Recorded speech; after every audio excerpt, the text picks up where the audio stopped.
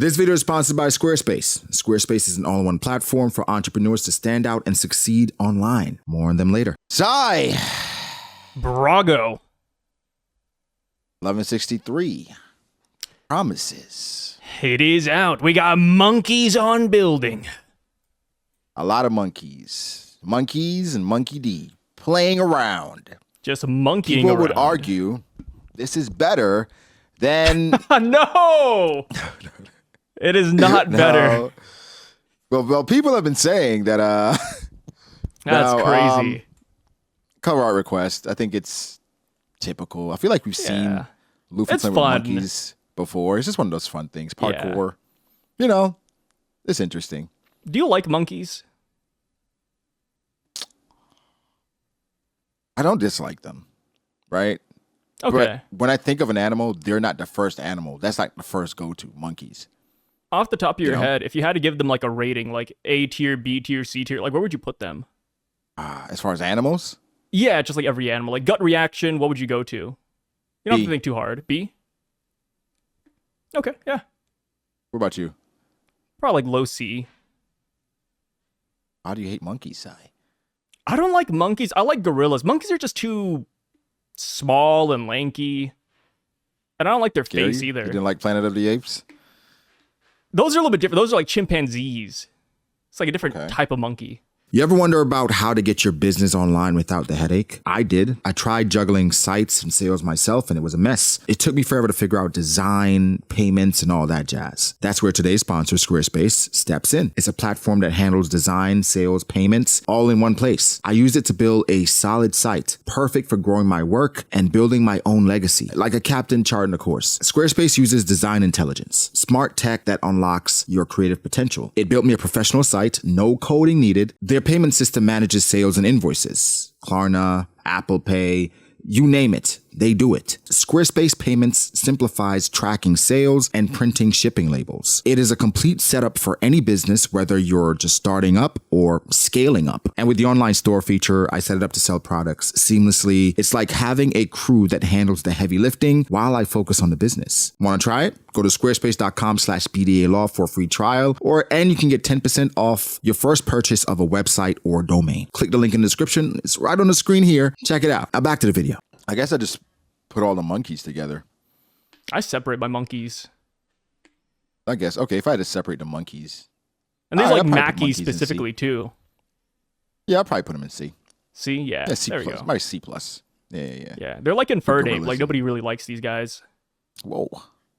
Yeah, I'm surprised. So many people like Infernape. Infernape is cool, man. I don't know, brother. I was dissing Infernape when I saw this, and I was like, yeah, he's not the best. Infernape is cool as hell. Really? What's his last evolution? Infernape. Oh, it's Infernape. Okay, I thought that was like the middle evolution. The middle is Monferno. Monferno sucks. Why do you know this like off the top of your head? Because it's a starter. Yeah. Oh, yeah, Monferno is disgusting. Yeah. Monferno's, everybody likes Chimchar, though. Everybody likes Chimchar and Infernape. But Monferno is not it. Chimchar? Oh, I hate Chimchar even more. I will say this. Infernape is B tier. The rest are just like C, D. But yeah, Infernape's not awful. I don't dislike him. It's just, it's not my preferred I would say type. Infernape is B+. I would say B tier, but B+. It is right teetering on A. It's close. If I had to think about the best fire started Pokemon, Cyndaquil. Oh no. Cyndaquil, yeah. Ugh, that's awful. What? What do you mean it's awful? Or what about the Spanish alligator? That's kind of cool too. Spanish alligator? Yeah, there's like a Spanish fire alligator that's a starter. Oh. No, that's awful. What? I would say top tier is obviously Charmander. Right? Yeah. Mega Evolution Charmander's good. Or whatever it is, Charizard. I would put Chimchar over Cyndaquil. Really? I think Cyndaquil is cooler, but I just like Infernape more than Typhlosion. I like Typhlosion. It's just very basic, just giant bear-looking thing with fire on its back. I think that's cool. So I think Typhlosion and Infernape probably the same thing. Then Torchic, Blaziken. I think Blaziken is probably around them, but I put Blaziken above Typhlosion. I think the only thing is because Typhlosion is a straight fire, I think. Yeah, straight fire. Where like Blaziken and Infernape are both fire fighting. And then of course Charizard. I will say this, Blaziken's pretty cool. It's just like a martial arts. Blaziken is really cool. Yeah. Sorry, we're gonna like super sidetrack. We can go back whenever you want. I know. Because about to go like, guys, what's your water Pokemon? What's your favorite water monkey? Yeah, all right. What about like grass, huh? Okay, back to it. Are you playing Pokemon Za? No, I don't like the setting. I haven't played it yet, but it's Pokemon, so I'm Nintendo's slave. Yeah, you are. Yeah, I'd rather pick up the Digimon game if I had to like. I'm pick getting one. that too. Yeah. It's but I gotta try it. Only thing I didn't play Arceus though, so I gotta try this one out. Either way, guys. Speaking of Pokemon, we had Emu in a new form here. Yeah, he evolved. Legs and arms. I don't know. Either way, Emu does not care about who is in front of it. And the Marines are like, Saint Saturn, what is this form? What's going on? He was like, shut up. Eyesores and starts killing everyone. Is Emu a good person? No, they're a bad person. Horrible strategist. Like I get the whole thing where they hate Marines, they hate insects, but bro, like these guys are kind of on your side, man. Like it feels like it's so unnecessary. If you hit them by accident, sure. But this is on purpose. You're going out of your way. I said this, that why do villains do this? Like every time they get seen, they start just killing their people. Whereas it's like Katakuri did that. Wait, really? Seen. Yeah, remember? When they saw his face, Katakuri just started stabbing. Oh, yeah. Well, that's a reason, though. Yeah, he was trying to keep it a secret at least. And I feel like King did the same thing, no? King did that too.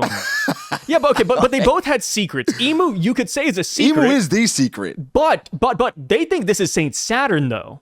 They don't know about Emu. Yeah, but I guess it's kind of like they think it's Saint Saturn, but they don't know what they're seeing. So it's kind of like when somebody's like, have you ever seen Saturn? It's like, oh man, I saw this form where he was like a big glob, and I'm like, all right, we can't let him live. Yeah, so I guess that's what it is. I get it. We got to keep the secrets. So yeah, Emu's like, nah, shut up. So he starts going after the Marines and pirates, right? He didn't care. He was going after everyone. One thing too is that if you look at the panel where Saturn or Emu is about to stab somebody, his tentacles like sprout more tentacles. Yeah, it's like growing. Yeah, it's kind of crazy. Yeah, he's I don't know. That's he got like multi-strike, like 4 tentacles spawned out of one. So that's Saturn's body. So he's like amplifying it, making it better. Yeah, well, I mean, how can you already improve upon peak? Well, Emu's certainly trying. That's like if Emu took over Luffy's body and he's using Gatling gun, he'd like add like spikes to the punches. Or like miasma. Yeah. Maybe something like Naraku. Naraku? What's that? Yeah. Let's say Inuyasha. Oh, is that the damn? Is that like the big bear baddie. person? That's the bad guy, the main bad guy that keeps getting away, right? Yeah, and then he's wearing like the bear helmet. Yeah, I love that dude. You like Naraku? Yeah, he's the GOAT, dude. When I think of Inuyasha, like that's like my go-to. Like even in the games, like I always love playing him.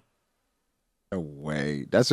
Yeah, dude. Like like little like maybe like 9-year-old me on a little computer at school, just like it was like adultswim.com, just playing those Inuyasha games on the web browser. Thinking of Inuyasha thinking of another character other than Inuyasha when you hear Inuyasha is hilarious. But I'd say this, I do think of Sesshomaru when I think of Inuyasha. Oh, that's the white hair dude, right? Yeah, that's his brother. Yeah, dude, good villains. Man. Yeah. They cooked. But no, so I thought of that because every time in Inuyasha, they always talked about miasma. It's always some kind of miasma. But yeah, Saturn is killing everyone, pirates and Marines alike. They're falling back, but they're also telling them, hey, you can't attack him. You cannot attack this guy because this guy is one of the Gorosei. Okay, so you just got to take it. Let's just fall back. He's in a bad mood. It is what it is. Saturn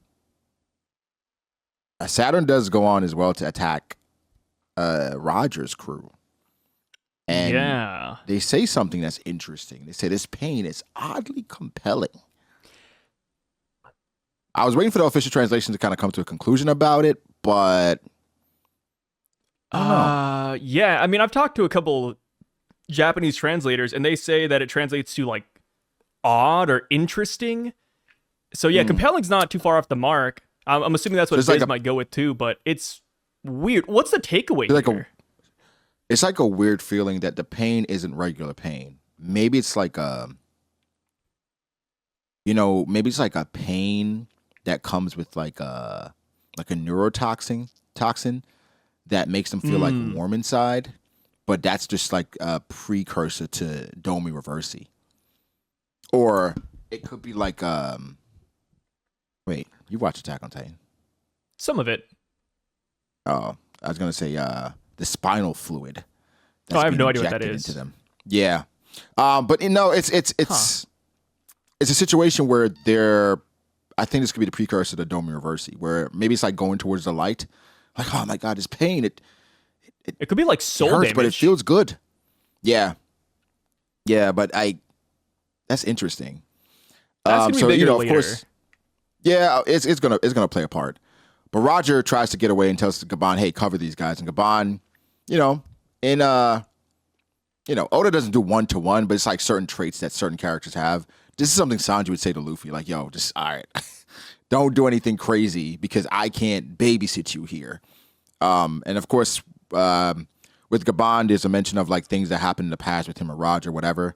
So he's just like saying, Roger, like, don't do nothing crazy, which is basically telling Roger, do something crazy. Because Roger's about to go off he got greenlit and fight Emu because, of course, Emu hurt his crew, right? Then we go to our guy, Big G. Our goat. Garp. Garp asks, what is this monster? And they tell him this is Saturn. And he says, this is my first time seeing one of the elders. And he calls them maggots. So Garp has feelings about the Gorosei even before God Valley. Even before meeting them, really. Even before meeting them. So what are the reasons for this feeling, you think? I mean, surely he knows about the slavery, right? Like, he knows that they ruled the world to an extent. I mean, yeah, he doesn't like them. So he's heard things. Yeah. So he knows. From the grapevine. Maybe he's been a Saboti even. So it's like, I think what this confirms, and again, this isn't Garp isn't on trial anymore, I think he's fine. I think he beat the allegations. For me, at least. But it's a situation where, like, you knew bad things were happening within the world government, enough to hate the Gorosei. I just don't think he knew exactly how bad. So with him, it's like, all right, Garp. Garp is going to be Garp no matter what. We get to Rox, and Rox calls Emu the Rat King. It's a cool title. And Rox says, yo, you came to kill me in person? Huh? That's what you came for? And then Emu says, so you are the one, Davy Jones. And of course he responds in true almost MC fashion, afraid you got the wrong guy. I never even met the man. What do you think about this Davy Jones title or person being placed on Rox? Because it sounds like something Luffy would say if Emu called him Joy Boy. Yeah, I feel like when we hit that Void Century, we're going to see Davy Jones, and they're going to look just like Rox and Blackbeard. Think so? Yeah. I mean, I wouldn't say like 1-to-1, but you'll see the similarities. You're gonna see like traits, they'll have the face, the nose, maybe even the build. Like, they will be somewhat identifiable off rip. Like, they could be a background like in a background panel, and we'd be like, "Hell, is that Blackbeard, Rox, Davy Jones? Is that them?" I think the same is gonna be said for Joy Boy too. Like, we'll see Luffy. I'm like, wait, that's not Luffy, that's Joy Boy. Yeah, I would say with Emu, it's kind of like he feels Davy Jones's essence, permeating through Rox so much. He's like, "Yo, are you Davy Jones?" It's weird because it's like, you obviously this isn't Davy Jones, but this just tells us that it's probably a legend passed through time that we just don't know about yet. And once we find out about it, it's going to make more sense as to why Emu was saying this about Rox. kind of like how we talk about Joy Boy and the things Luffy has done. And like, I feel like now for the audience, we like, obviously it's Joy Boy, right? Obviously he's Joy Boy. Where once we get more information on who Davy Jones is, it'll probably make more sense then. Yeah. Especially when it comes to this promise too, because they mention a promise and he's like, hey, promises are meant to be kept. So it looks like whatever Rox is doing would be identical to what Davy Jones did in the past. Do you think... Or like the same train. Okay. The promise that I assumed it was Rox promising to come back. Do you think that's what it was? Maybe. Where it's like... But or you think it's are meant to be another... kept. It sounds like the promise can be fulfilled here. Whereas like, I believe he made a promise to defeat him. Yeah, that's what I think it is. Yeah. And he said, I believe promises are meant to be kept. And, Imu goes off and said, that is precisely why your wretched ilk must be expunged from the annals of history. Right? He's like, this is why. Right? Because you keep promises, it's why you need to be quelled. And it's essentially an ongoing threat for like centuries, right? It's a generational threat. Yeah. Right? It's like... eliminate him, dude. Davy Jones or that bloodline has consistently been a threat to Mu's world. And so Mu's world is not complete until I think the annals or the remnants of Joy Boy and Davy Jones are, discarded from the world. Which, I mean, bro, that's an impossible task. Like, you can't, there's no way you can track it. You have no idea how many kids Rox has. You know the descendants of Davy. Of course, you found a lot on God Valley, but they could be anywhere. You're fighting it's a losing battle. It's not easy. Like, I mean, even with Kuma, right? Kuma sent 500 people off the island. There's a chance he sent a Davy clan member off the island. There's a chance that throughout 900 years, not all of the Davy clan live here. Maybe one of them got married and moved to the island next door. Like, it's impossible to track unless you just absolutely kill everybody. You know what Emu is like? Emu is almost like, it's almost like arguing against the internet. Like, it's like, that's what Emu's trying to do here. And it's like, Emu, it's impossible. It's just way too much going on. But I think O'Hara is a good example where they did everything they possibly could. They try your best. And then one little girl got away that could still read the poneglyphs. It's just like, it's damn near impossible. So, fighting a losing battle, I think this is giving good perspective on just how the battle that Emu is waging on the world and the D-Clan, which kind of brings up Garp's existence and how much is a contradiction even more. Like, why do you have him around? Like, him being alive could probably, not probably, him being alive means that he was able to spread his seeds and lead to not only the Revolutionary Army, but also Joy Boy. Like, it feels silly when you think about it. Like, that's when we get like too meta, and I try to avoid that sometimes because like, okay, it's a manga. I can't think that deeply about it, but bro, the minute you see the Monkey Clan come up, it's like, okay, let's just kill Garp. Yeah, like, let's just do it right away. Like, hey, Garp, come in for a promotion. You're a captain now. And then it's like the Gorus and they kill you. Like, it's the same with the D-Clan. Just, you see the D-Clan, you get rid of them. When they're young. No, don't wait till they're, like, strong and old like Garp. No, dude, like, it's just one of those things. I try not to think about them. Like, it's you anime don't magic. Go there. But, like, with Garp being the strongest Marine you have, and, of course, not following the rules, a vagabond within the Marines, at some point, you got to say, okay, like, I don't know if you make him a eunuch, right? It's just like, all right. You want to join the Marines? Well, we gotta cut you off, man. Literally. We got to cut it, man. You got to get rid of you. Get rid of it. But no, it's just so crazy that they allow Garp to exist, and that's led to, like, that's ultimately going to lead to their downfall. Either way, Emu says his world is not complete, and Rox says the world ain't yours. Now, Oda's done something interesting with Rox. And he does it a lot. Typically, he paints these pirates in a very positive light.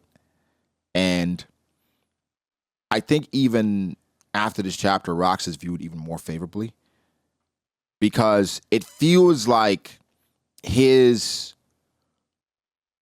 mission is against the world, and it's something that's noble as opposed to being selfish. How do you feel about Rox with that? I guess after this chapter. I wouldn't say Rox is noble. I like Rox, but I don't think he's a hero per se. I agree. He's not, but I feel like when you're looking at it with what Emu is, and we know what Emu goes on to do, people looking at Rox is like, oh my God, he's a hero. Yeah. I mean, to be fair, we don't even know what Emu's completed world looks like. Like, I do feel like when we get that Void Century flashback, we might not hate Emu outright. I don't think he's like necessarily truly evil. Kind of like how I don't think Rox is truly evil. I feel like if Rox owned the world, he'd be king and he might like rule a couple of countries, but it's like, okay, which one is better, like Rox or Emu? Would Rox eventually have slaves? Because we know Blackbeard has slaves. Blackbeard he has a whole slave trade going on in Hachinosu. All the Yonko, for the most part. Yeah, so it's like Buggy and Luffy have slaves. And Shanks. If Rox takes over the world, who's to say that in like 30 years it's not kind of just the same, but with pirates at the top? And then it's just a world ruled by the strong. Like, there's no real telling what Rox's completed world looks like or Emu's completed world. You know, we're following a bunch of gray characters, and I think it's fine to like Rox. But you gotta acknowledge, he's not exactly like noble per se. He's not like Superman.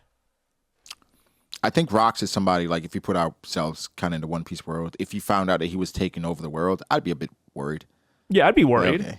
Yeah, I'd be worried. You know, like, all right, what does this look like? You know, but I can understand people say because they know what the world looks like through Emu's eyes. They're like, all right, let's try something else. You know, it can't be much worse.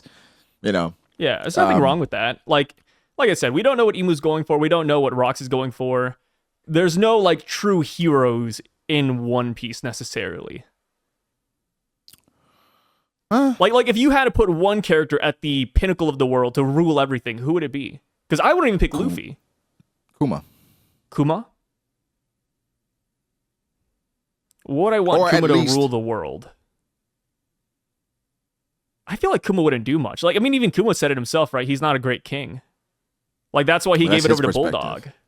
Yeah, but a lot of people looking at him like, no, but you're pretty great. But the thing is, I think one person can't rule the world. Yeah, right? Which is how we got here, right? Yeah, we need multiple people, multiple opinions, checks and balances, you know, and I think having people around you that know how to do things, it helps. Actually, I got an answer. We could put King Harold up there. I don't know. He'd make a lot of mistakes, but I mean, he's good though. Harold's issue is that he's too biased towards giants. Because I don't know. He's come to really love humans, though. He's changed. He's come to really love humans, but I think his goal is to restore or change the perception of giants amongst the world, right? So I think he'd go out of his way to put giants in positions of power. Oh, no, he wouldn't. I mean, we had the whole thing, right, where the giants could have joined the WG. He would have gotten a nice word in, but instead he wanted to protect his friends, and he saved the human slaves. I think King Harold is, I feel like you're not giving him enough credit. King Harold's the GOAT, man. I wouldn't say the GOAT. Okay, the thing with Harold is that he's too eager, and he's chasing something that it's not possible. You're trying to change perception of like the giants pretty much overnight, and he thinks if he joins the world government that he could do that. So if he joins the world government and he becomes the king of it all, he's going to say, okay, how now with me being in power can I change how people view giants? That's still going to be like his focus as opposed to the rest of the world. Of course, he still cares about humans, but there's so much pride there as a giant. Yeah.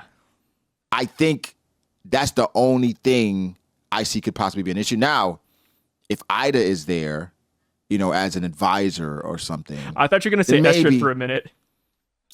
No, hell no.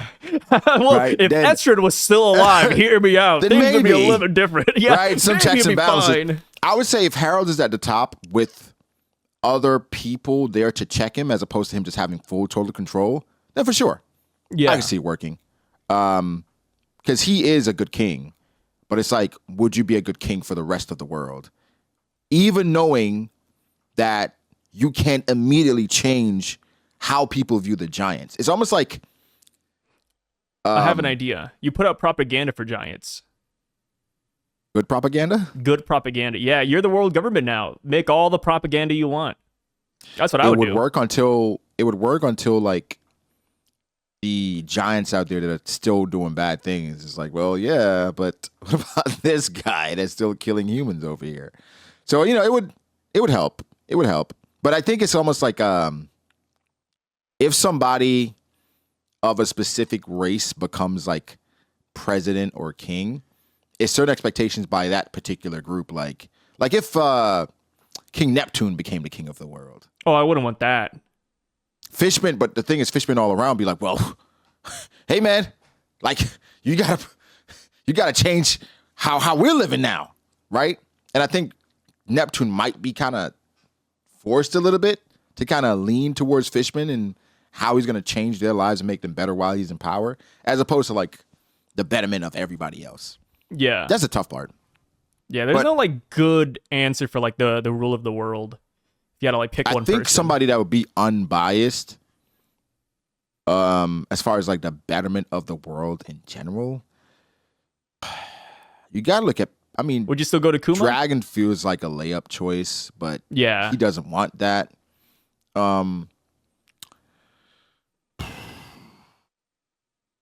Like Dragon's not a cares, bad but pick, but I am not a bad curious. pick. Like once Dragon beats the WG, what is he gonna do? Do you think he just leaves it up to the Reverie, like the kings? Yeah, I think he become an advisor. Maybe he becomes a part of the referee, It would be so cool if Dragon just like beats Emu, like an independent advisor. and then The he issue sits on the empty throne, and he's like, "It's my world now." Oh, so he turns into Aizen? Yeah, it's just He slicks his hair back? yeah, dude. If Dragon does that, I was wrong about Dragon. If Dragon does that, that would be like phenomenal, dude. That'd be a dream think come he'd be- true. He'd probably become one of the greatest villains in anime. He would. Dude, that'd be so fire. Like if he then sits on the empty throne and like he ends up taking over Emu's abilities. Okay, I don't want that. I don't want him to just turn into like another Emu.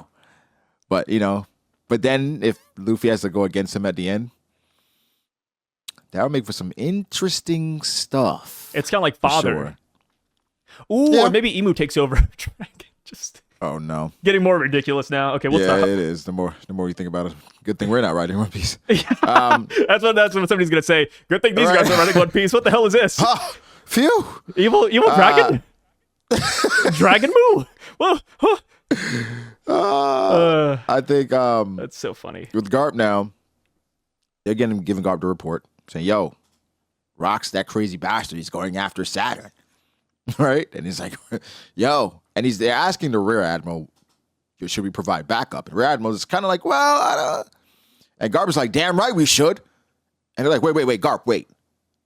Backup for who?" And Garp's like, "Well, come on. Who do you think? And this goes back to our conversations about Garp all the time, where it's like, good man, honorable man. He's just whatever. here to I have think- fun too. I think Like, he let me came tell you, here to have fun. Garp is having fun, brother. He He's came here to have fun, smiling. Sai. He came here to have fun. I think he realized, oh shit, it's way more serious than I thought. And I think now instincts are just kicking in, where it's like, obviously we don't back up Saturn. He just killed Marines. We're gonna go after Saturn because he's the bad guy. I already don't like him, so whatever. Which, I remember earlier they talked about the Marines that could possibly get killed. If I think it was if one of the members were caught outside or something. I don't know. Do you remember that part where they were talking about Marines that could get killed because if one was missing? Because they were like, "Hey, is Dragon or is what's his name? Yeah. Is he on board?" Is he And accounted he for? lied. Yeah, and they said, "Well, others could get killed if that was." Dragon says that. For Garp doesn't give a shit. Garp is like, "Yo, I'm going after. I'm going this after is what Saturn. Garp I don't does care." best, right? He just fights. Like, if there was like a rescue mission, I don't know if I'd put Garp there. But if there's like a brawl, yeah, I'm bringing Garp I would bring Garp for a rescue mission as as the maybe fighter. like the vanguard. Yeah. Like he's not the strategist. He's not the first wave, right? Like he is somebody that maybe like if we need you, we're gonna bring you out. All right, like you're not somebody that's gonna be Like maybe you're our trump card. That's what it is. Like Garp's our trump card. Essentially the fighter at that point. His main specialty, hear me out, guys, it's just brawling. Yeah, but the thing is, we don't want him in because he's messy, right? Yeah. So it's just like you want to bring him out if it's absolute. He's like the Hulk, right? Like you don't want to use the Hulk everywhere. You know, like if you're quelling like remember like Superman, they had like it was like a war over in some country. You don't want to bring the Hulk there, right? Yeah. It's just like, it's a delicate situation. I mean, it's like the Reverie, right? Like, they're like, oh, Garp, you're going to go up to the Holy Land? He's like, nah, I'm just going to stay down here. I'm good. Like, yeah, you don't bring Garp into politics. No. He's not that guy. He doesn't care. Yeah. He doesn't care. He's going to do whatever he wants anyway. So I think with Garp, I do like that he doesn't care. But then when you dig a bit deeper into like politics and what this means and the consequences of your actions, you know, it's like you would kind of like for him to care a bit more, but that's kind of who he is. Yeah. Either pirates start taking treasure, right? Because it doesn't matter what's going on. Pirates are going to go after treasure, right? It is what it is. So the victory goes to spoils. And then we see a guy. Oh, man. Look. Dude, who would have thought we'd get a double page for this dude? And then John is like, yo, this is goodbye, Rocks Pirates. I'm going to retire. Right? And then Dragon is still running with Baby Shanks, and he gets picked up by something. And what do you know? The treasure, all of it, is being pulled to Captain John using Big Eater. Because Captain John is the user of the previous user of the magnet power. We talked about this. We all, yeah. I mean, it was kind of leading to that with the arm and Captain John and Captain Kid. I said in Two Piece, what's going to probably happen is eventually this magnet fruit is going to be cursed. Where if you eat this fruit, bad things are just going to happen to you. You get bad luck, you just get one tap. Yeah. So the name of the fruit might even change. It's like the bad luck no meat attracts bad luck. So people might stay away from the magnet fruit. But it looked cool for a second. Not gonna lie, it looked really cool. We've never seen Kid really do this, cool. right? He brought over like metal and gun and cogs and etc. But treasure, like, oh yeah. Like John's got a different goal. He used it, I'd say a little bit differently. We've never seen treasure. Yeah. Kid has never But gold, done this with like treasure. But Like gold treasure is a chests, metal, no? gold, yeah. Yeah, so technically Kid can do it. He can do it. He just hasn't yet. Yeah.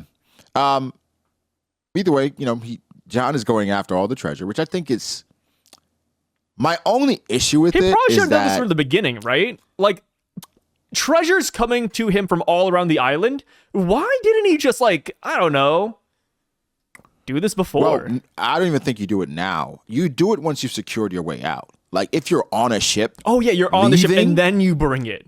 Then you bring the treasure. Yeah. Right? Not when you're in the middle of the island. He's not like, min-maxing, dude. My thing is, like, what are you going to do with the treasure? You still have to carry it out of there. Like, you're just going to have it around you? I felt like it was just ore farming unnecessarily.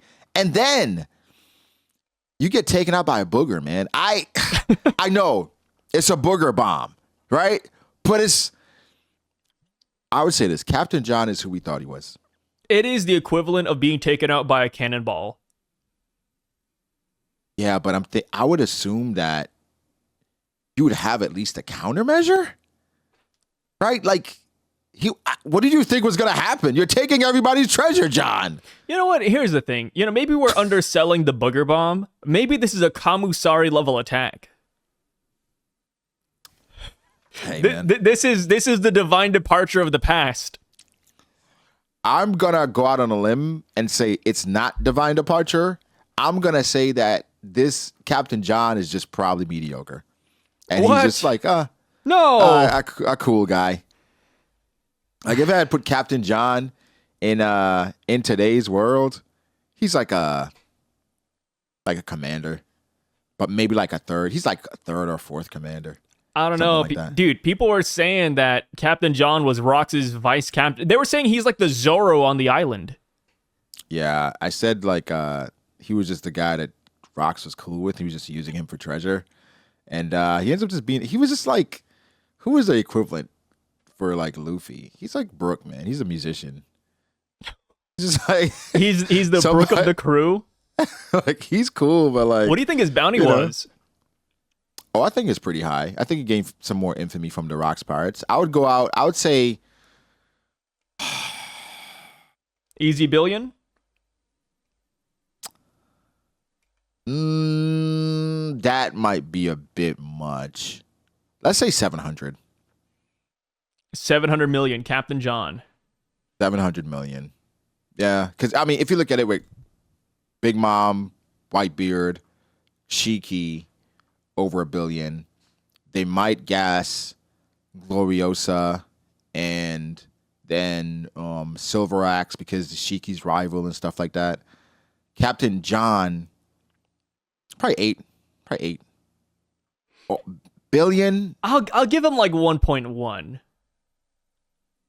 It's tough. I guess because I'm comparing it to the Straw Hats where we have what? Other than Luffy, 3? Right? Zoro, Sanji, Jinbei? Yeah, Zoro, Sanji, Jinbei.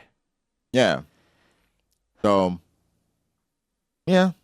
Probably 8, 9. Yeah, but I guess the way I see it right now is like this is like end of saga Rocks Pirates. Like end of story like Straw Hats, I feel like we're going to get more people over $1 billion. Like I could see Frankie being over $1 billion, Robin over $1 billion. Brooke. Whoa, I don't know if Brooke would be over $1 billion. That's a thing. I don't know about Brooke. Frankie and Robin, though, for sure. Robin, for sure. Frankie, maybe. He's close already. Where is he at? I don't know. I think he's like 700. Frankie's close? I think so. But remember, for like a lot of the pirates, it's very difficult for your bounty to go up after. Oh, never mind. He's not. Wait. He's not close. Okay, never mind. He's 394 right now. Maybe Usopp. Usopp would be over $1 billion then.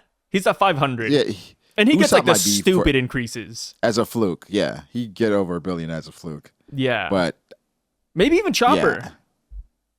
Chopper is never. He's not going to get over 100. Dude, no. Chopper has like this silly gag going on where you just keep on adding zeros to it. You add enough zeros, you get to $1 billion. Not that many more zeros left side.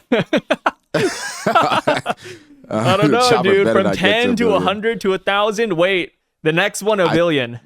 I think it's funny if he just never gets to 100,000. No. We can't do that to Chopper. That's so rude. I think that's funnier. I mean, he's a pet, bro. He's fine. That's so mean. So John is obviously he's pulling all the treasure. He gets knocked out by Ganzui, and then all the treasure then starts falling. Dragon's falling, with baby Shanks in his hands. You know, keep that in mind. Oh wait, real quick. Sorry, you don't read spoilers. There was Captain John Cope going around when spoilers released when we heard he got defeated. What were people saying? People were saying that Captain John didn't get knocked out by Ganzui, and instead he just passed out because he was so drunk. There were like Captain John defenders out there trying to say that he didn't lose, and it was just so funny. Which, you know, I don't think they were being serious, but I've seen like at least 3 or 4 of those comments, and I was like, dude, no way. I think it's a good theory, but sometimes I just think it's hilarious. I think because One Piece can be so silly. You can just say any silly theory. Be like, well, it's possible. It's possible. Not insane. Especially if you like a character enough. You're going to try to like justify things, you know? Yeah. So, I think Captain John is really likable. You know, especially based on like the past and the treasure and all that. And the fit. Stuff. So people like Captain. Yeah. Well, and like his devil fruit. It's like one of our favorite fruits out there. Ugly pants, right? Ugly pants. The pants are aura. No, they're cool.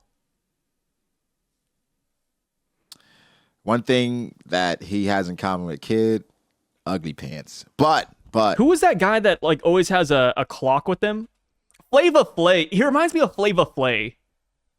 Flava Flav? This is, dude, John spinning something Flava Flay would wear. Wait. So you think Captain John reminds you of Flava Flav? Yeah, Captain John reminds me of Flava Flay, dude. Like unironically, right? You see it? You saying Flavor Flay is killing me. Dude, nobody's talking about Flavor Flav in 2025, but this is it. This is him. And he would say, "Come to me, my treasure." Like he would. It's Flavor Flav. Yeah. Flavor Flav is killing me. Okay. You ever watch a show, Flavor of Love? Yeah. Dude, that was so good, man. I watched a lot of Flavor of Love. Shout out to Flavor Flav, man. Where is he now? Probably just doing stuff with just clocks, hanging out. You know? Hanging out. But so Ganzui, I think what happens to Ganzui, after you take out Captain John, is like after you do something you probably didn't expect to do. And I think he started feeling himself a little bit, right? Because he explained to Shiki, like, yo, you think he was going to split everything? He wasn't going to split everything, man. Like, come on, I did as a good thing. And then he told Shiki, like, yo, each of these chests, they're worth like $1 billion. And then Shiki's like, $1 billion? Says, well, can't really blame anyone to trying to hog it all. And then he's ready to light Shiki up with this booger bomb. And I think this is where Ganzui loses his legs. I love that theory so much. It's on the same level as Captain John passing out. It's just so fun. Yeah. It's fun, but it's like it adds to the irony of Shiki. Yeah. It's just like you take Ganzui's legs and you end up going in and put down, losing your legs as well. It's just one of those things I think will be funny as hell. And then I think Ganzui, come on. And he started the fight. You got to know where you are, bro. You got to understand like your level. You're not one of them. You're like tier 2, tier 3. I don't know. I mean, okay, so Shiki's the golden lion. Ganzui is the golden elephant, though. Yeah, tier 3. What? Yeah.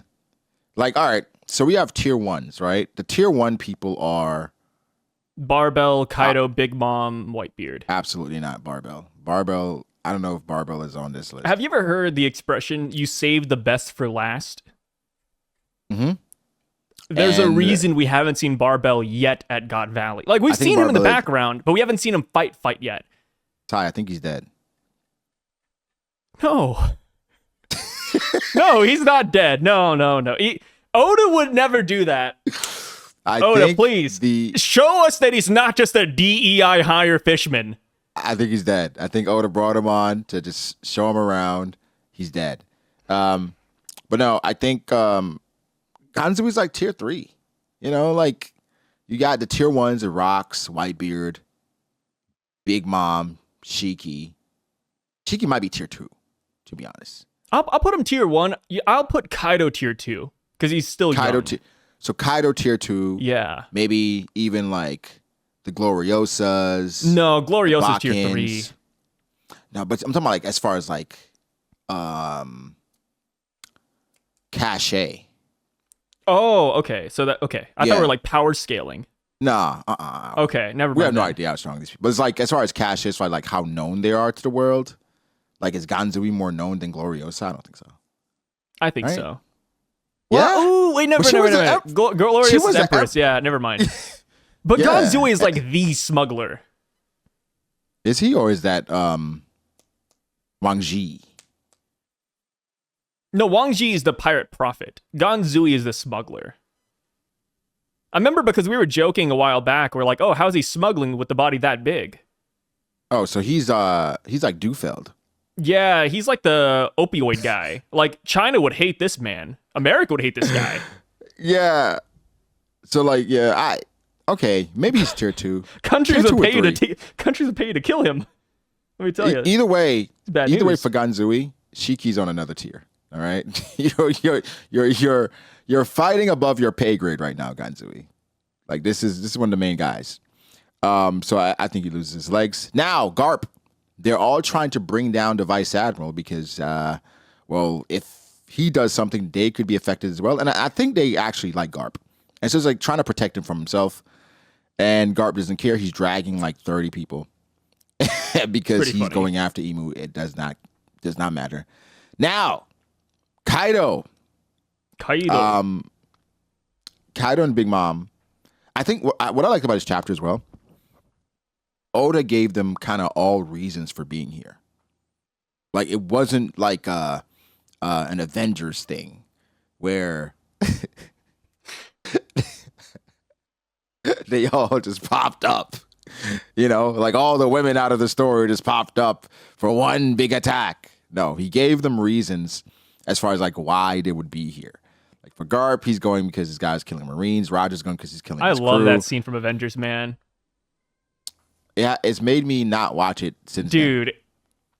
I remember during that scene for the first time, I turned over, I stared at my wife, I said, "This is for you." I looked at her, I said, "This is for you. You better love this." I didn't say anything. I just looked at mine like... It's so embarrassing, man. Oh my God. It feels so shoehorned. Like, dude, women can shine without doing this, brother. Come on. Yeah. They don't need that. Come on, it was doing great. But like imagine a movie, right? You got like I don't know, like imagine the equivalent would be like, okay, you got like a team of basketball players and then like they're getting whooped and you're like, okay, time to bring in the A squad. And then all the black people stand up. It's like, whoa, it's like, what's going on here? Like it feels so forced, you know? Like, what? Yeah. Huh? Yeah, it was 1000% It's so forced weird. and you feel it. Like the theater, one of the best theater experiences, Avengers, because of how highly anticipated that movie was. It was like you felt like the entire audience didn't know how to react. Nobody was cheering. Yeah, right? it didn't feel People natural. weren't cheering at this moment. It was like, we were like, It's like, hey, check out these women, dude. Women can do it too. I don't know if like they did that they did screening and a preview. Yeah. Like test audiences and like, it was like, woohoo! Yeah! Yeah! Do you think talking the women about. were like cheering it on? Like, man, let's go. I think because it's a test audience, they probably played it up in the test. Kind of like Because- The Rock's latest movie, Smashing Machine. They're like, oh, the critics loved it. Did you watch it? Not yet. That's your guy. That's your guy, Sai. It's my guy. I don't like biopics, bro. I don't like biopics. Wow. Yeah, I'm not a film critic. When I go to the movies, I just want to have fun, dude. I'm not trying to get like lectured or, learn about this guy's man. life when it's not super interesting. Like, I thought no matter what, you're gonna support Dwayne "The Rock" I'll watch it. Johnson give me some time, I'll watch it, but that time ain't today. on streaming. It's not. Yeah, it's not today. No, I've heard. I haven't heard great things. I'll say that. I haven't heard great things about the Smash Machine. Hey, but critics love it, dude. It's got like a 99% on Rotten Tomatoes. People say it's like the Chainsaw Man of biopics. Well, I just said a 5-minute standing ovation, a 15-minute standing ovation. Come on. Yeah, What are we The talking Rock about? got a 15-minute standing ovation from the crowd. That doesn't and even make sense. I will admit, it's very sweet. Like, I'm not The Rock. That's not my type of movie, but dude, The Rock was over here shedding tears. He was so happy. Sa, you think you got a I can't hate 15-minute? it. You think they stood for 15 minutes clapping? Yo, don't ask me this, man. Come on. Whoa. You think they were up for 15 minutes? Bravo! Bravo! Bravo! For 15 minutes? Come on, bro. Maybe a minute, okay? Maybe two. Hey. To be fair, when the last chapter at One Piece comes out and we get that reveal, we might be doing the same thing. So I'm going to give it a good minute, maybe two. I'm not going to stand clapping for 15 minutes. No, See, that's crazy. you just don't have a heart, bro. Maybe I hate One Piece. You just haven't seen a good movie. That's all it is. What movie did you do that for? What Chainsaw movie have Man. you ever actually gotten up and stood and clapped? No the movie. theater. No movie. I've never done. That's so embarrassing. Yeah, that's so embarrassing, dude. I've clapped after a movie though. I haven't stood and clapped. Yeah, I haven't like stood and clapped. I haven't like clapped or maybe like end of the movie everybody's cheering. I cheer along, but Yeah. it's like I'm not like woohoo for like 15 minutes. You know what I mean? It's overkill. I think like Avatar. Here's the theory: what if he paid everybody to stand and clap? I'd do that if I had the money. And I'm trying to get like Oscar nods. That's what they like. Yeah. Right? They like, ooh, Do minutes. regular people care about Oscars? When they're debating actors, I think it comes up. Yeah. Like, you know, for the most part, it's kind of something that even casual moviegoers know. Like, oh, he won an Oscar here. I don't think, honestly, we don't even know how many people have won an Oscar. It's like our faves. Like, well, Leo won an Oscar. Oh, yeah, Denzel won an Oscar. Just use it for But it's like arguments like, oh, Adam Sandler got more than Jim Carrey. Yeah. Yeah. So something like that. But in general, I'm gonna be honest, a lot of these Oscar movies are fucking terrible. Yeah, they're not. Here, okay, now we're getting sidetracked again. Oscar. Okay. Winning movies. It's like some of these movies is like they go after they're kind of nominated for the art as opposed to like entertainment. Oh yeah, I'm looking at some of these movies. I don't like them. Like I'm like, what the hell? Yeah. Moonlight, Parasite, 12 Years a Slave, Argo, Birdman. There's some good ones, I'll admit. Green Book, Spotlight, King's Speech, Shape of Water won one? Slumdog Millionaire? Okay. Schindler's List. Yeah, No Country for Old Men. Yeah. Silence of the Lambs won one. Wow, that's okay. You see Oppenheimer, Moonlight? Hurt Lock. Okay, some of these are pretty decent actually. Oh, Everything Everywhere All at Once. That's your movie, right? No, don't you dare say that. I hate it. That's like the Avengers woman scene, but for Asian people. Like, oh my God, guys, we Asians have everything everywhere all at once. It's like, no, we don't. Just stop. Oh, guys, we have Aquafina. No, we don't. Just no, stop. You should be championing Aquafina. Not even in that movie. She should be considered a hate crime, dude. Like, she's a walking Asian hate crime stereotype. I dislike her so much. She's in a lot, though. She's in so much. It's like the same damage that that one guy from Hangover did. Zach Galifianakis? No, not Zach. It's the Asian dude in there, the doctor. Oh, Ken. He did damage? Dr. Ken? Yeah, Dr. Ken. I mean, not damage, but it's just like, damn. It's just one of those things. I'm like, there's not a lot of Asians in Hollywood. Not like I'm asking for it, but it's like, man, that's the one that got famous? Damn it. Like scratching my chin. Do you like look at some Asians sometimes? You're like, sometimes, yeah. Not all the time, but sometimes I'm just like, damn it, that's the one that got famous. we had Jackie Chan and Jet Li. Yeah, Jackie Chan and Jet Li, I'm cool with them. But the but recent... Awkwafina, nah, dude. I mean, all right, when I think of Asian actors, think of Lucy Liu, right? She's Asian. Lucy Liu, which one is that? Charlie's Angels. Oh, I've never seen her. Oh, Kill Bill, huh? Never really stood out to me. Yeah. Huh. The dude from Fast and Furious. Yeah, dude from Fast and Furious. That's Han. It's a key one. Yeah, Han. Han was cool. Aquafina.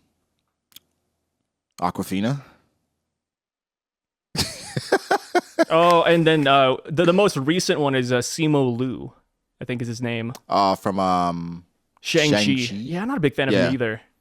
I think it's because I'm Asian. I criticize Asians a little bit more. Yeah, I think that's strict. Why. Yeah, I'm stricter with my kinfolk.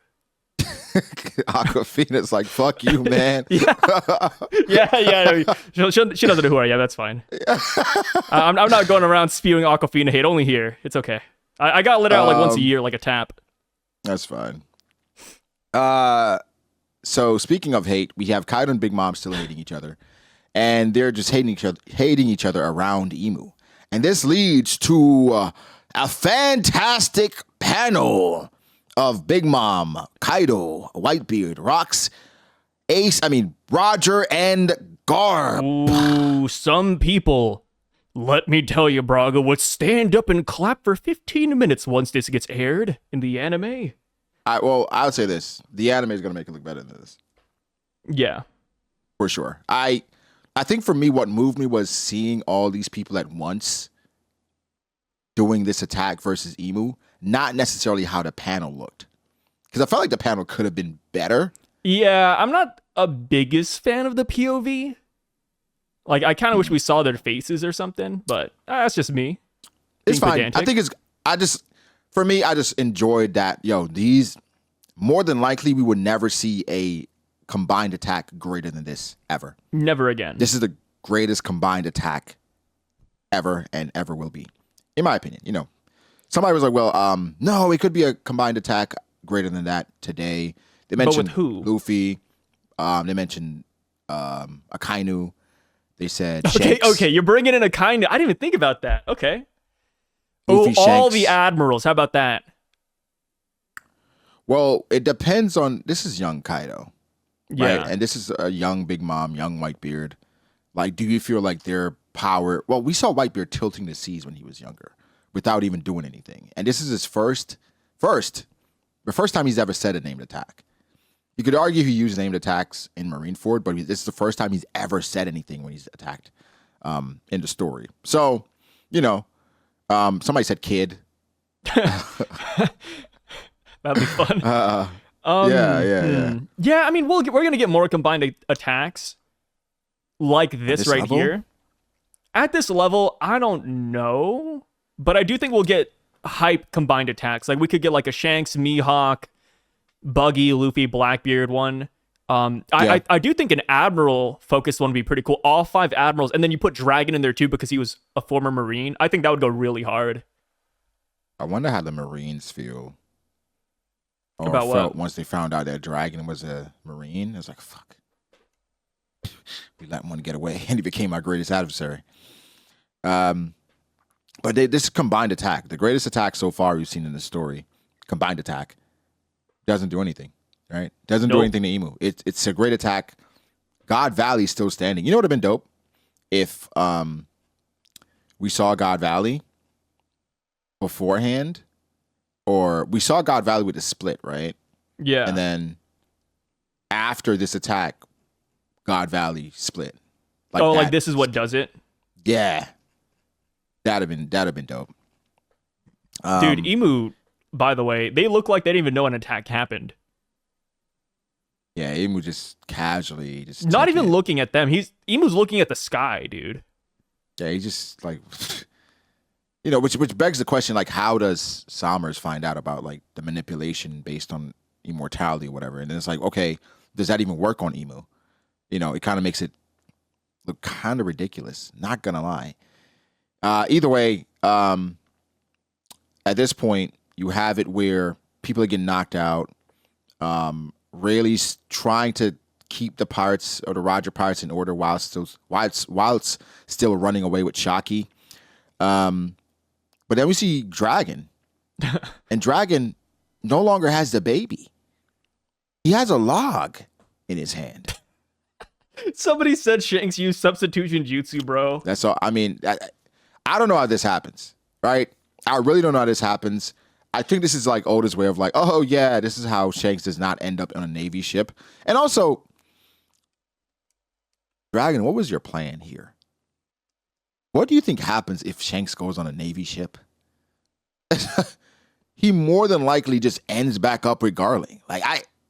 And now they know you brought him on the ship, and then now you die. I don't know. There was no winning. So this is definitely the best case scenario. This is the only way. It's the only way. Because he wasn't going to leave him with a pirate, I guess. Yeah, because this isn't like when Law was found and Drake was found by the Marines back at I forgot that island name, but like the one where like they got the Ope Ope no Mi. Drake's dad was there, Doflamingo was there, Corazon died. Yeah.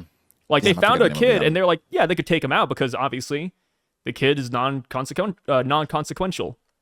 But here it's like, no, you bring the baby back. That is a Celestial Dragon baby, or it's a Davy Clan baby and it needs to be killed. Either or, one or the other. So now people are saying that, well, look at Shanks. Shanks was knocked out. Shanks wasn't even hurt after being thrown from Dragon's arms. And, Shanks is a strong baby. Been through a lot. World's strongest baby. Most sentient baby, by the way. Going inside a treasure chest and closing it, apparently. That's kind of insane. Safe in here. Yeah. People are saying this is Shanks' celestial dragon blood kicking in. He really wants treasure and money. This just can help it.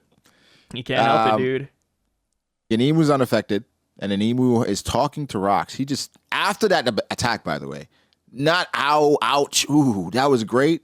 Emu just says to Rocks, well, of course, they're bickering between Big Mom and Kaido. Thought it was funny. And Roger and Garp. Where Kaido's like, I can't throw it up. Like, it's in me now. She's like, well, you owe me. Pay me back, man. And then Garp and Roger, they're arguing about strength, about who did what. which, you wonder about Garp's priorities because it's not about bringing Roger in. They're like competing. They're just having fun, bro. Just having a good time. Now it's bickering between Rox and Emu. And Emu just goes into it. Oh, there they are. Far away in the forest. Running. And Rox, it clicks. He's like, wait. What? Don't tell me. Or he's like, a new branch of the Davy clan. The woman and her child frantically trying to survive. Such dangerous lives must not be set loose. And of course, Bates Rox. Rox goes in for the slash. Swoosh, swoosh, swoosh. And boom, he gets impaled. And he says, what is this? It doesn't even hurt or itch. He said, no, I'm not going to do anything, all right, to your family. You're going to do something to your family. Then Domi Reversi rocks. Dude, word on the street is that you hated this. I saw Twitter, man. Apparently, this is the worst chapter ever for you. Based on that picture, the worst feeling I've had at the end of chapter ever. Or rather, I can't believe it. It was an instant reaction. And whoever said that is a fucking idiot. And I think we're going to go with that. I'll say this. Domi Reversi, seeing Rox get Domi Reversi'd initially, it was jarring because one, grew to like Rox. Secondly, it was very easy. Super easy. We're just like, whoa, that's all it took. And I think it's one of those where like, all right, it settles in and there's some apprehension, not from necessarily from One Piece, because we had this before when like we had to time travel, and man, I was apprehensive with that too, and a lot of people were. Yeah, it's just like time travel, Oda. I don't know about this one, but it's one where it's like, all right, we got to give Oda the benefit of the doubt and wait and see, because we've been here before with something we were skeptical about something, and I think he handled time travel really well. So with Domi Reversi, the conclusion is feels a bit cheap, but I'm willing to see where it goes because we have no idea as far as the parameters, how long it's going to last, what Rox is going to do with it, because Rox could break out and fight against it or whatever. But I think at worst, you have to give this a chance and see where it goes, because, I mean, we're 1,100 chapters and you got to give Oda the benefit of the doubt. I don't think it's nothing terrible yet. How do you feel? Yeah, I feel the same way. I just hope this isn't the last of Rox. I hope he fights back a little bit or he snaps back at the very end. And it's crazy because, like, Rox is so powerful, right? I don't think we expected him to beat Emu, but it's more so that he is probably the most powerful guy on the island. You know, you could argue about Roger, Garp, etc. Yeah. But, I mean, he is in contest for that title, and he got easily turned. Like, just two small stabs. He got riddled, I guess, depending on how, like, you want to drop Domi Reversi, and he got turned just like that. And keep in mind, Rox is about to get a lot stronger. Domi Reversi, it buffs you. Yeah. So it's like, dude, if Emu's doing this to Rox, like, imagine the Straw Hats on Elbaf. She should be able to do it to anybody. Yeah, anybody, depending on the condition. Anybody. Yeah, so far, based on what we know, should be able to do it to anybody. Of course, there could be conditions. I'm not sure if you heard about the theories. Yeah, I saw all the theories about that. Yeah, the Homeland. The other one is fear, because of the fear he put in him because of his family. There's another one that I thought was interesting. It was mentioned on my stream. A generational curse. I like that one too. Like maybe Davy Jones made a contract or got cursed, and now all the descendants are cursed. There's a lot of good theories out there. I respect it. Yeah, like that one a lot. So either way, I don't think this is something to feel terrible about with the story. I think it's understandable people to be apprehensive because, like, man, this is Rox, right? And, you know, it's not a surprise because we know Rox dies, but it does feed into the propaganda of Roger and Garp fights against Rox, and things are starting to make more sense. But, man, Emu's looking unbelievable. Yeah. At this point. I mean, tanking the attack from all these top tiers, when they have Conqueror's Haki, mind you, we see the Black Lightning. Conqueror's Haki should at least, I don't know, damage them or slow down regeneration. It didn't say not out. Even an it didn't even acknowledge no blood, them. Nothing. But what's crazy though is that even after the attack, they just started bickering with each other.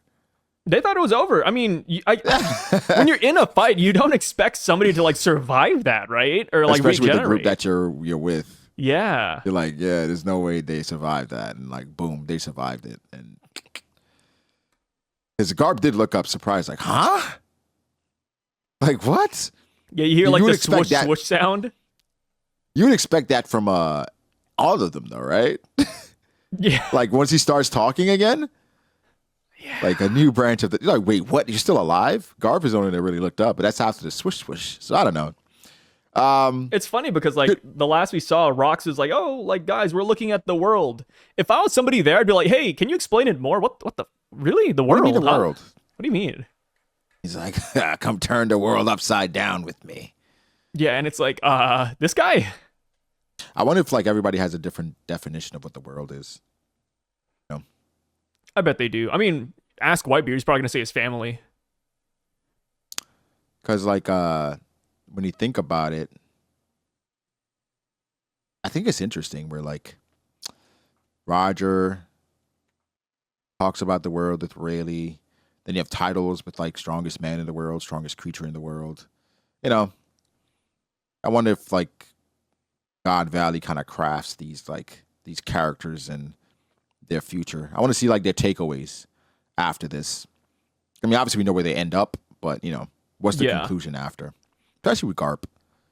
Because I mean, I think it's very telling that after this island, like a lot of the Yonko don't go after Emu right away. Like Kaido, Big Mom, Whitebeard, like they kind of just chill for 38 years. Yeah, Kaido and Big Mom, they wanted to go after Emu afterwards, but that's like years. They build their forces. They build their forces, and I think if you see this, you know, okay, we can't fight it. I can't just go up there by myself, because even Big Mom was like she wanted the Giants, and Loki, right? And even after Big Mom went back to Wano, it was like, okay, Kaido, like how about we do this together, you know? And they wanted ancient weapons, so it got to a point where they understood. All right, this is way bigger than ourselves if we want the world. So, great chapter. I think this is a great chapter. We're in a wait and see to see how Domi Reversi plays out. No break next week. No break. You got to really enjoy these moments because, man, the breaks are going to come strong and fast. Dude, yeah, okay. October is here right now, but give it 2 months, brother. We're going to hit December, New Year, Christmas. Oda's taking all the vacations, man. And I feel like Oda's at a point now where he wants his 3-day weekends, all right? Yeah. So, like, I think if it's like a situation where we're on a 2-week break or something from the magazine, he's like, let me just take a break after that. Yeah. Let me get a nice 3-week or maybe 2 weeks, and he has a month off. You know, it's just utilizing that, and I think he's kind of comfortable doing that lately. So it's kind of like when Oda got sick, and he came back, and instead of doing 3 chapters in a row, he took his scheduled break. He's like, I'm just gonna take that break, dude. Mm-hmm. Makes sense. Mm-hmm. That's what I'd do. Yeah. So. All right, Sai, any last words about the chapter? Not really, dude. I just hope it works out like Mancha and Vegeta. Maybe Rox is still in there somewhere. I'm hoping at least.